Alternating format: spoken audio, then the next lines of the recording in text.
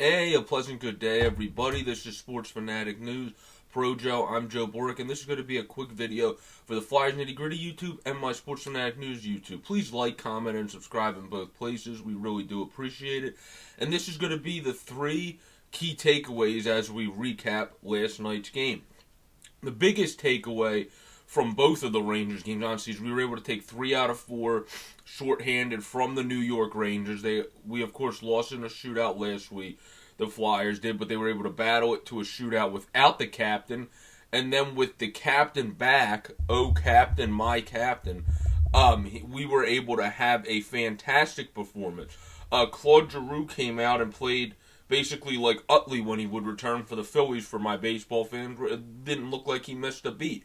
Like Utley would always hit home runs. G ended up getting the great key assist on Gus's first goal in the orange and black. He actually played probably his best overall game of the season yesterday and looked a lot more confident on the ice, I guess is the right word to use. The only unfortunate series of events, of course, that occurred in the loss, but it doesn't matter because the Rangers lost and the Flyers were able to win, was Chris Kreider continues to be a Flyers killer. 3 times battling in front of the net, he was able to score for the hat trick. But that's all mute because the Flyers were able to win the game. We do have to figure out, don't get me wrong, a way to temper Chris Kreider and stop him going forward, or at least temper him a little bit. But it didn't matter yesterday because G played such a great game. Ghost played his best game of the season. Knack played the most minutes, over 18 he ever played in his career. I think his most before was somewhere in the 16 territory. So he's a guy that is stepping up big time, showing he really is that Swiss Army knife. And when he slides up, he uses his offensive skill, his great forechecking a little bit more than when he's down. He just pounds people when he can and really takes advantage of that. And either way, he does a good job in both facets, and now is a great guy to be a Swiss Army knife between wherever he has to be in the lineup, and is proving he can consistently play up the lineup if you want him to do so. Of course, we also had Ghost. Ghost was able to chip in as a rebound came out. He crashed it and was able to score his first of the season, which is huge because it seems like Ghost is getting his legs back under him. It hasn't fully translated the points. But if you look in the initial Rangers game, I would say Ghost played one of the best games of our defense. And then again here in this Rangers game, played one of the better games as well overall, not just on offense, but overall on our defense. I thought that Shane Gostisbehere played very well again and was able to have 1 goal, 2 assists for 1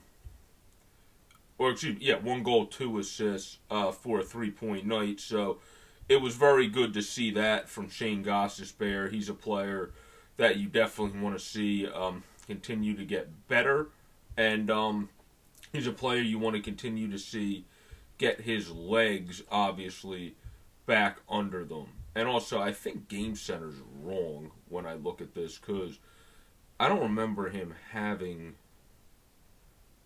2 assists. Because it says he has 1 point on the night, but has 2 assists. So that has to be a misprint, because the assists for yesterday were on Ghost's goal. It was Gus actually got an assist with G for one of his 3 assists. Ghost got an assist on the first Gustafsson goal, which would give him 1 assist. But I'm trying to remember where the second assist would have been for Gostisbehere, because Van Riemsdyk's beautiful tip-in goal was Farabee and Cooch, where Farabee spotted Van Riemsdyk across the ice for a tip-in. Then it was Myers and G for Hayes' game-winning goal. So I'm trying to figure out where Ghost got a second assist. He at least had 2 points on the night, but I just don't remember him getting that second assist or see it when you look at the goals. So, yeah, I think that was a misprint. I think he only had 1 assist, but that still gives him a 2-point night and a hell of a night, which is also a great country song. But I think the biggest takeaway, other than the fact that the Flyers were able to take 3 points from the Rangers, the captain was able to have a 3-assist game and put on a show. The thing that I took away was Gustafsson needs to continue to play like he did yesterday. If he can continue to play like he did yesterday, you're going to get a guy like Jim Jackson mentioned in our Steel Flyers podcast, please check that out on Steel Flyers 52, his YouTube page. Check that out over there, where he's supposed to have more. Eddie Olczyk, who calls games and is a color commentator with Chicago, as well as obviously does national game at times. He's a guy that really likes Gus and says there's more there. So it seems like maybe if he can play somewhat like he did yesterday, obviously if Ghost can play like he did yesterday, you're going to be able to have a lot more offense created through the defense, which is something AB talked about in the post-game press conference as well. So that would be huge to see. Another big key before we wrap up here is, of course, Moose. Brian Elliott continues to be a great goaltender and a great backup goaltender for this team.